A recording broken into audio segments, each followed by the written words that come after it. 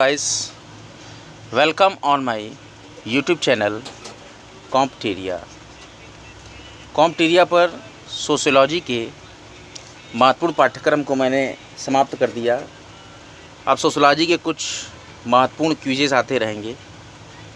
आज से मैं पर्यावरण, पारिस्थितिकी एवं जैव विविधता के आगे के लेक्चर्स प्रारंभ करता हूं, जहां से मैंने दिए हुए थे। उसके बाद से मैंने आपको पिछले लेक्चर में पढ़ाया था अनुक्रम की प्रक्रियाएं या अवस्थाएं, न्यूडेशन, प्रवास, स्थापन, प्रतिस्पर्धा, प्रतिक्रिया, चरम अवस्था और वनस्पति अनुक्रम, चरम समुदाय। अब मैं उसके आगे की स्टोन स्पीसीज़ के बारे में आज चर्चा करूंगा। की स्टोन प्रजातियां पारितंत्र में खाद्य श्रृंखला, ऊर्जा के प्रवाह, सूक्ष्म जलवायु, मृदा संरचना और खनिजों के चक्रण को प्रभावित और परिवर्तित करने में सक्षम होती हैं। वह प्रजाति जो एक समुदाय में प्रभावी होती है और जो सूक्ष्म जलवायु व समुदाय की संरचना को परिवर्तित करती है तथा जिसका प्रभाव पारितंत्र या समुदाय पर क्रांतिकारी होता है, उसे की स्टोन प्रजाति कहा जाता है। की स्टोन प्रजातियां अपनी परस्पर क्रियाओं से समुदाय की संरचना और जैविक घटकों को भी परिवर्तित कर सकती हैं। पौधे व जंतुओं के अतिरिक्त कभी कभी सूक्ष्मजीवी भी की स्टोन प्रजातियों के रूप में काम करते हैं, जैसे राइजोबियम, एजिटोबैक्टर, मृतोपजीवी इत्यादि। शाकाहारी भी की स्टोन प्रजाति होते हैं। मूलतः उच्च कोटि के परभक्षी जैसे चीता, शेर, तेंदुआ, भेड़िया आदि की स्टोन प्रजाति समझे जाते थे। इनकी उपस्थिति समुदाय में शाकाहारियों की वृद्धि और अधिकता को निरंतर कम करती है। इससे चरने वाले पशुओं का हरी वनस्पति पर दबाव कम हो जाता है। अब घटक भी की स्टोन प्रजाति हो सकते हैं। की स्टोन प्रजातियों के लाभ आवासों में वृद्धि, जंतुओं की संख्या का नियमन, अपशिष्टों पोषक तत्वों का पुनर्चक्रण, आनुवांशिक कमियों को निकालते हैं, पौधों के परागण में सहायक। नाउ क्रिटिकल लिंक स्पीसीज, क्रांतिक कड़ी प्रजातियां।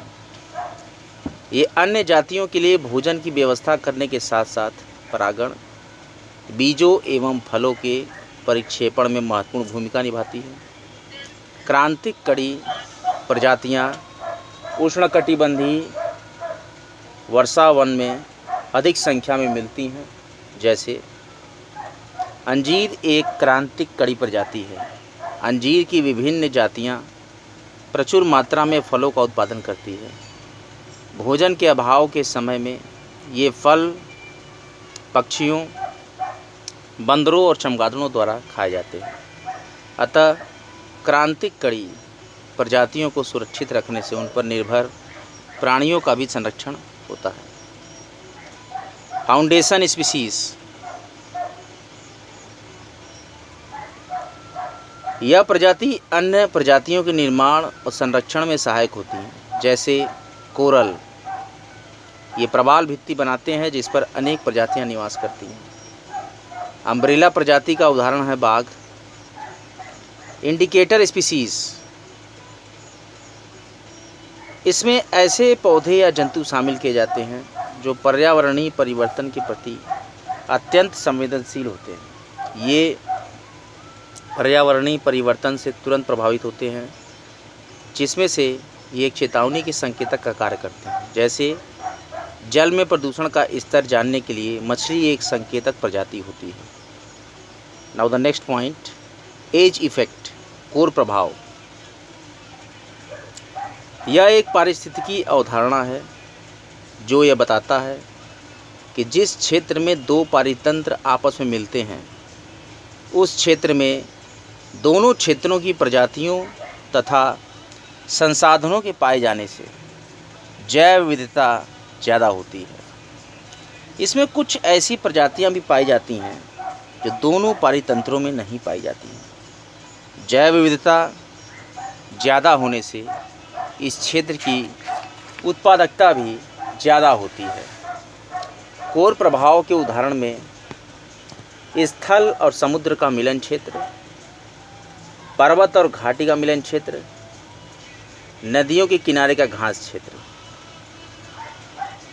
अब हम अगले बिंदु पर चर्चा कर लेते हैं। पारिस्थितिकी तंत्र में ऊर्जा का प्रवाह कैसे होता है। जीवमंडलीय पारिस्थितिक तंत्र में ऊर्जा के प्रतिरूप और प्रवाह का नियंत्रण थर्मोडायनामिक्स के प्रथम और द्वितीय नियमों द्वारा होता है। ऊष्मागतिकी का प्रथम नियम ऊर्जा के संरक्षण का नियम होता है। इसके अनुसार न तो ऊर्जा का सृजन होता है और न ही उसका विनाश। इसका एक रूप से दूसरे रूप में परिवर्तन हो सकता है और इसका स्थान परिवर्तन भी हो सकता है। ऊष्मागतिकी का द्वितीय नियम ऊर्जा का जब एक रूप से दूसरे रूप में परिवर्तन होता है या जब उसका एक स्थान से दूसरे स्थान में स्थानांतरण होता है तो ऊर्जा के कुछ भाग का विसरण हो जाता है जो पुनः सुलभ नहीं होता है। अर्थात ऊर्जा के स्थानांतरण के प्रत्येक बिंदु पर कुछ ऊर्जा का क्षय हो जाता है। ऊर्जा का विसरण ऊष्मा के रूप में होता है जो वायुमंडल में वापस चली जाती है। ऊर्जा के एक जीव से दूसरे जीव में स्थानांतरण की प्रक्रिया ऊष्मागतिकी के द्वितीय नियम पर आधारित होती है। पारितंत्र में ऊर्जा का प्रवाह तीन प्रमुख मार्गों से होता है। पहला, प्रत्येक पोषण स्तर से ठीक अगले पोषण स्तर में ऊर्जा का सीधा स्थानांतरण होता है। प्रत्येक पोषण स्तर के मृत जीवों से ऊर्जा का स्थानांतरण अपघटक जीवों में होता है।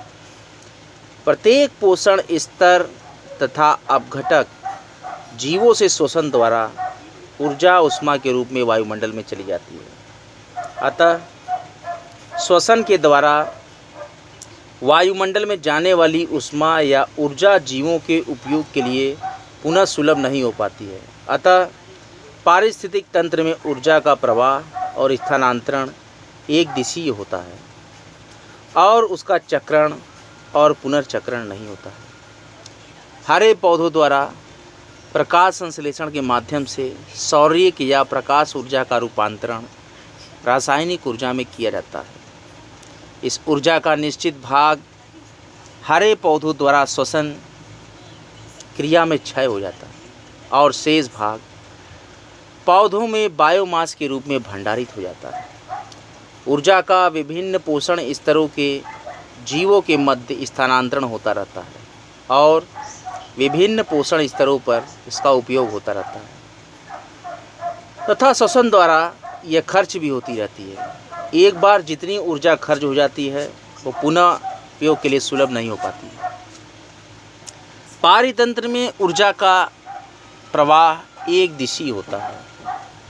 यह प्राथमिक उत्पादकों से उत्तरोत्तर पोषण स्तरों में जाती है और इस स्थानांतरण में ऊर्जा का ह्रास होता रहता है।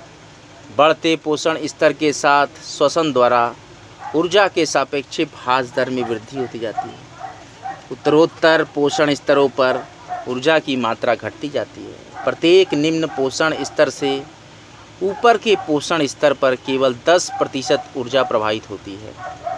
इस तरह किसी भी पारिस्थितिक तंत्र में ऊर्जा का एक दिशी प्रवाह होता है जो हमेशा उत्पादक से उपभोक्ता की ओर क्रमशः घटता जाता है। इसे व्यक्त करने के लिए लिंडेमान ने 10% का नियम दिया। लिंडेमान का 10% नियम प्रत्येक पोषण स्तर पर सुलभ स्थित ऊर्जा का केवल 10% ऊर्जा ही एक पोषी स्तर से दूसरे पोषी स्तर तक स्थानांतरित होता है और शेष 90% ऊर्जा प्रत्येक स्तर पर उपापचयी क्रियाओं, वृद्धि, श्वसन आदि क्रियाओं में प्रयुक्त होकर ऊष्मा के रूप में वातावरण में विमुक्त हो जाती है। जैसे घास 100%, बकरी 10% और शेर 1%। स्पष्टतः जीवमंडल में ऊर्जा का प्रवाह केवल एक ही दिशा में होता है। उत्पादक, प्राथमिक उपभोक्ता, द्वितीयक उपभोक्ता, तृतीयक उपभोक्ता, सर्वोच्च उपभोक्ता। प्रत्येक पोषण तल के जंतु कितनी % ऊर्जा अगले तल को देते हैं? तो ये 10% ऊर्जा अगले तल को देते हैं। प्रत्येक पोषण तल पर कितनी % ऊर्जा जैविक कार्यों में उपभोग कर ली जाती है? तो 90% ऊर्जा जैविक कार्यों में उपभोग कर ली जाती है। पारिस्थितिक तंत्र में प्रविष्ट होने वाली ऊर्जा का प्रधान स्रोत है सूर्य। हरे पौधे प्रकाश संश्लेषण की विधि द्वारा क्लोरोफिल पिगमेंट की सहायता से सौरिक ऊर्जा को आहार ऊर्जा या रासायनिक ऊर्जा में परिवर्तित करते हैं। सौरिक ऊर्जा प्रत्यक्ष अथवा अप्रत्यक्ष रूप से जीवमंडलीय पारिस्थितिक तंत्र में पदार्थों के संचरण, चक्रण तथा पुनःचक्रण में सहायक होता है। पदार्थों के चक्रण की इस प्रक्रिया को जैव भू रसायन चक्र कहते हैं। जैव भू रसायन चक्र के अंतर्गत जलीय चक्र, रसायन चक्र, अवसाद चक्र आदि को सम्मिलित किया जाता है। इकोलॉजिकल प्रोडक्शन स्वपोषित प्राथमिक उत्पादकों जैसे कि हरे पौधों द्वारा किसी समय प्रति इकाई जैविक पदार्थों या ऊर्जा के उत्पादन को पारिस्थितिक उत्पादन कहा जाता है। इकोलॉजिकल प्रोडक्टिविटी किसी क्षेत्र में पोषण स्तर 1 के स्वपोषी प्राथमिक उत्पादक हरे पौधों द्वारा प्रति इकाई क्षेत्र में प्रति इकाई समय में सकल संचित ऊर्जा की मात्रा को पारिस्थितिकी उत्पादकता कहा जाता है। इसे प्राथमिक उत्पादकता भी कहा जाता है।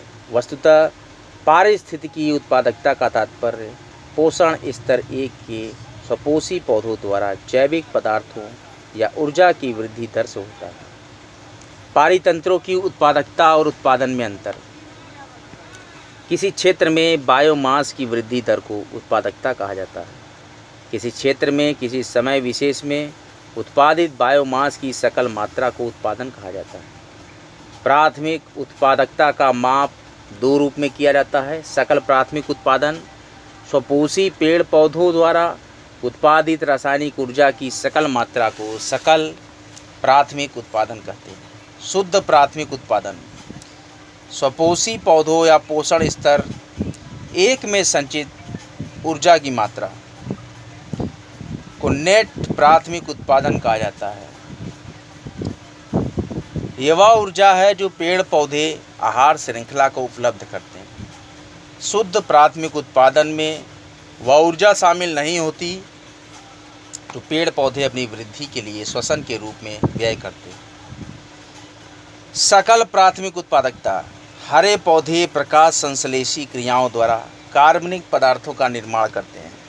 हरे पौधों द्वारा निश्चित इकाई क्षेत्रफल और समय में बनाए गए कार्बनिक पदार्थों की कुल मात्रा को सकल प्राथमिक उत्पादकता कहते हैं। जैव भार या कैलोरी प्रति वर्ग मीटर के रूप में व्यक्त किया जाता है। प्रति इकाई क्षेत्रफल में शुष्क भार में वृद्धि को ही सकल प्राथमिक उत्पादकता कहा जाता है।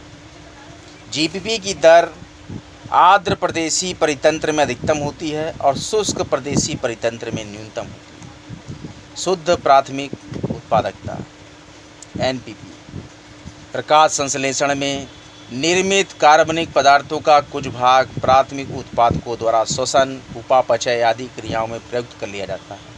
इसके पश्चात शेष बचे कार्बनिक पदार्थ को प्रोटीन, वसा, कार्बोहाइड्रेट्स आदि के रूप में संचित कर लिया जाता है। अतः प्राथमिक उत्पादकों द्वारा संचित कार्बनिक पदार्थों या ऊर्जा की मात्रा को शुद्ध प्राथमिक उत्पादकता एनपीपी कहा जाता है। अधिकांश स्थलीय वनस्पतियों में यह सकल प्राथमिक उत्पादकता का 30 से 70% होता है। सकल प्राथमिक उत्पादन श्वसन, उपापचय आदि में नष्ट ऊर्जा की मात्रा होती है। नेट प्राथमिक उत्पादन पौधों द्वारा श्वसन, उपापचय आदि के समय ऊर्जा की जितनी मात्रा नष्ट हो जाती है उसे नेट प्राथमिक उत्पादन में शामिल नहीं किया जाता।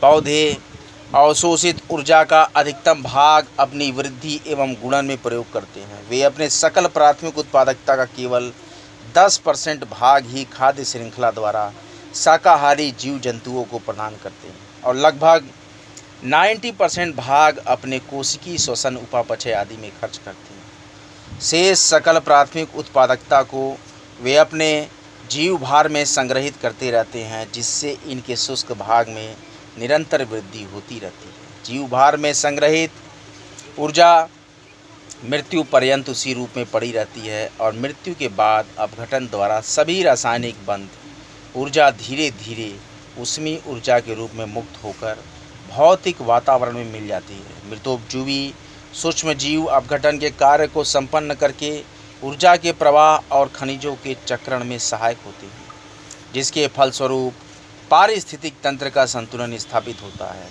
जलीय तंत्र में कोरल रीफ पारितंत्र की उत्पादकता सर्वाधिक होती है।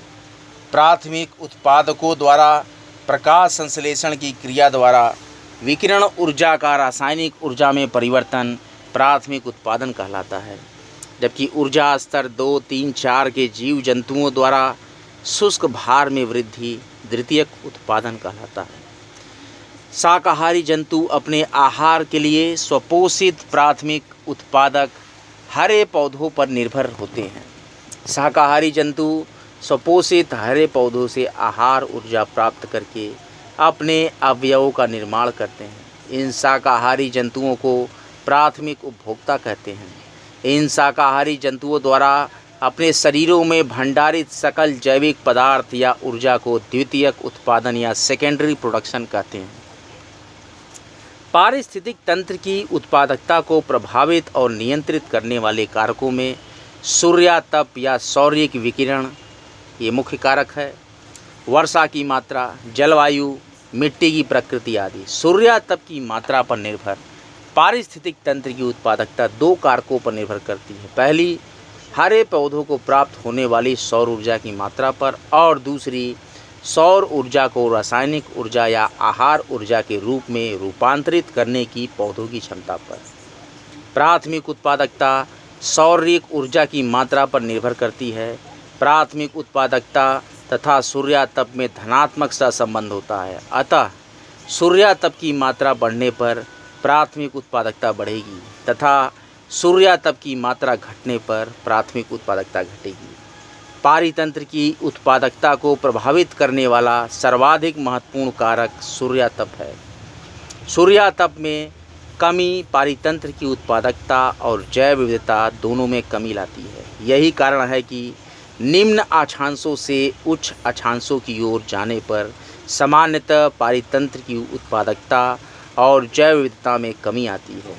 भूमध्य रेखा से ध्रुवों की ओर जाने पर सूर्यातप की मात्रा घटती जाती है। फलतः भूमध्य रेखा से ध्रुवों की ओर जाने पर प्राथमिक उत्पादकता भी क्रमशः घटती जाती है। प्राथमिक उत्पादकता में समानता नहीं पाई जाती है। विभिन्न पारिस्थितिक तंत्रों में प्राथमिक उत्पादकता की दर भिन्न भिन्न होती है। इसका प्रमुख कारण है वहाँ के तापमान में भिन्नता या पृथ्वी के विभिन्न भूभागों में आर्द्रता की भिन्न भिन्न मात्रा।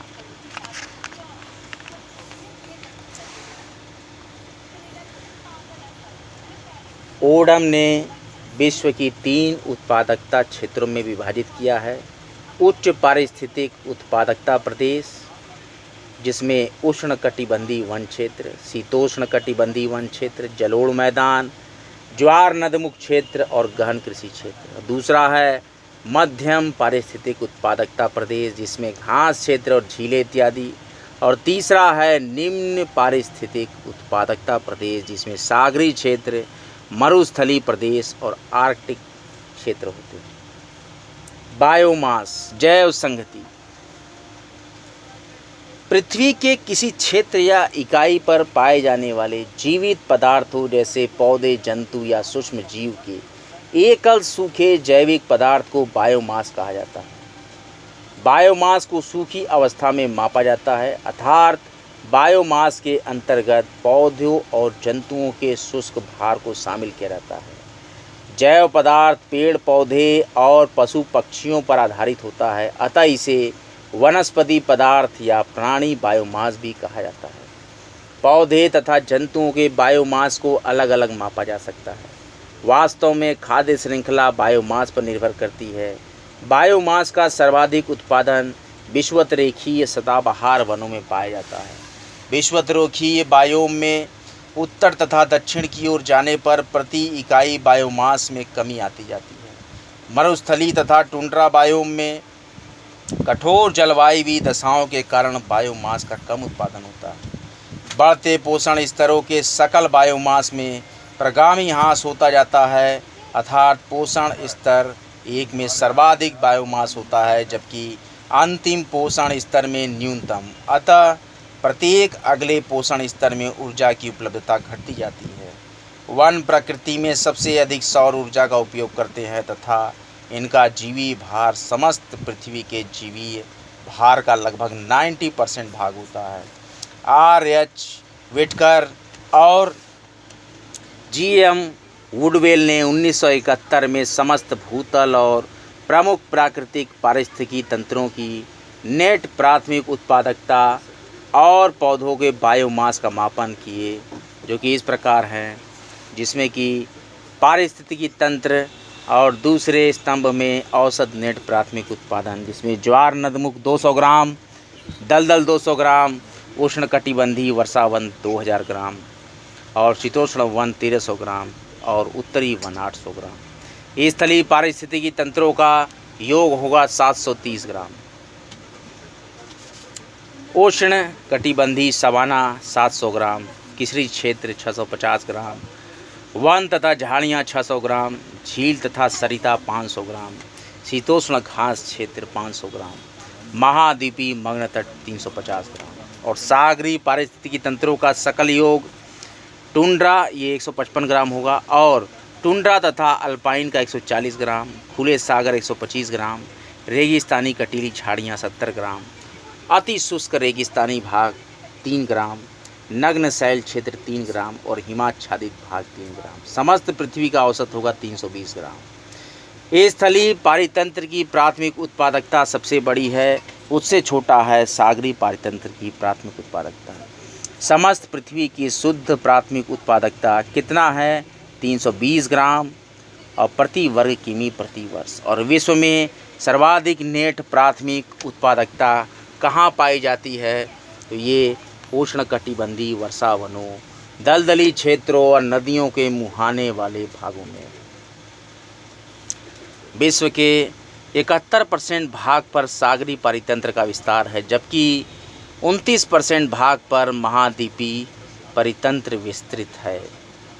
पारिस्थितिकी तंत्र और बायोम और उनका विश्व का नेट प्राथमिक उत्पादन: खुले सागर 41.5, उष्णकटिबंधीय वन 40, शीतोष्ण वन 23.4, वहीं उष्णकटिबंधीय सवाना 10.5, उत्तरी वन 9.6, महाद्वीपीय मग्न तट 9.5 और झील तथा सरिता 1, अति रेगिस्तान शैल और हिम 0.07। इस प्रकार से स्थलीय पारिस्थितिकी तंत्रों का योग 109 पॉइंट है और सागरीय पारिस्थितिकी तंत्रों का सकल योग 55 है। तो समस्त पृथ्वी का औसत हुआ 164, 10⁻9 शुष्क टन में ये गणनाएं की गई हैं।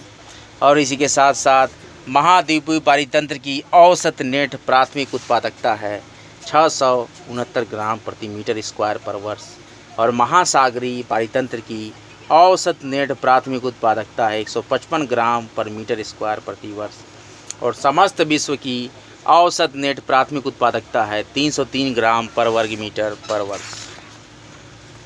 इस प्रकार से विश्व के संपूर्ण क्षेत्रफल का सकल नेट प्राथमिक उत्पादन है 155.2 × 10⁻9 टन पर वर्ष और महासागरीय पारिस्थितिकी तंत्र की तुलना में महाद्वीपीय पारिस्थितिकी तंत्र की औसत नेट प्राथमिक उत्पादकता 4 गुना अधिक है।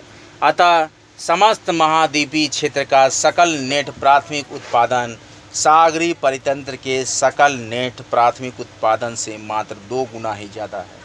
किसी भी क्षेत्र में शीतकाल की तुलना में ग्रीष्मकाल में प्रकाश संश्लेषण अधिक होता है, अतः शीतकाल की अपेक्षा ग्रीष्मकाल में सकल प्राथमिक उत्पादन ग्रॉस प्राइमरी प्रोडक्टिविटी अधिक होती है।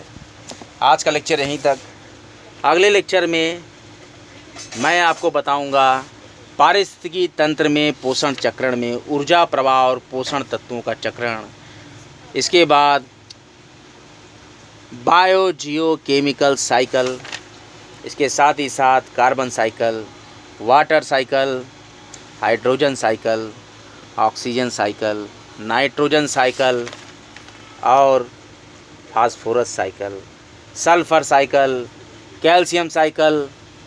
इस प्रकार से कॉम्टेरिया पर नित्य निरंतर परिस्थिति, पर्यावरण और जैव विविधता की, इन्वायरमेंट इकोलॉजी एंड बायोडाइवर्सिटी के बहुत ही रोचक लेक्चर्स आते रहेंगे।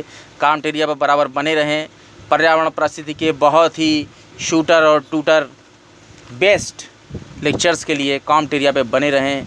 बराबर ही यूपी पीसीएस, यूपीएससी और हर प्रांत की पीएससी एग्ज़ाम्स में जहाँ भी पर्यावरण पारिस्थितिकी और जैव विविधता के क्वेश्चंस पूछे जाएंगे, एसीएफ एग्ज़ाम में हर जगह ये लेक्चर्स बहुत ही प्रभावी होंगे। ज़्यादा से ज़्यादा लोगों तक लेक्चर्स को शेयर करें। कॉम्टेरिया का एकमात्र उद्देश्य है सभी पढ़ें, सभी बढ़ें। पढ़ते रहिए, बढ़ते रहिए। कॉम्टेरिया लेक्चर्स देखने के लिए आपका बहुत बहुत धन्यवाद। हर हर महादेव।